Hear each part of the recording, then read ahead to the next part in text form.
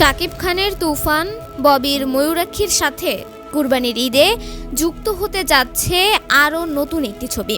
সেটি হলো শবনম বুবলির রিভেঞ্জ। ৩রা মে সিনেমাটি বাংলাদেশ চলচ্চিত্র সেন্সর বোর্ডে জমা হয়েছে। সব ঠিক থাকলে ঈদের ছবির লড়াইয়ে যুক্ত হবেন বুবলিও। ছবিতে বুবলি অভিনয় করেছেন পুলিশ কর্মকর্তার ভূমিকায়। সিনেমাটির পরিচালক এমডি ইকবাল ইন্ডিপেন্ডেন্ট ডিজিটালকে বলেছেন, আলাদা কোনো কিছু পরিকল্পনা বা শাকিবকে টেক্কা দেওয়ার বিষয় নয়। রিভেঞ্জ ভালো ছবি, সুন্দর ছবি, অ্যাকশন ছবি দরকার ছিল বলে এনেছি।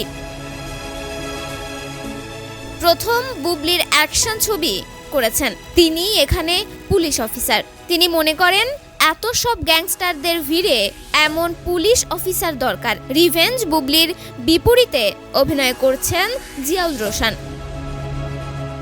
সুনান মাল্টিমিডিয়া প্রযোজিত এই সিনেমায় বুবলি ও জিয়াউল রোশান ছাড়াও অভিনয় করছেন দীপা খন্দকার, মিশা সওদাগর ও সীমান্ত সহ আরও অনেকে। অন্যদিকে যৌথ প্রযোজনায় তুফানে শাকিবের বিপরীতে আছেন মিমি ও নাবিলা। ছবিটির পরিচালক রায়হান রাফি। তন্নি শিকদার, দৈনিক সকালের দুনিয়া।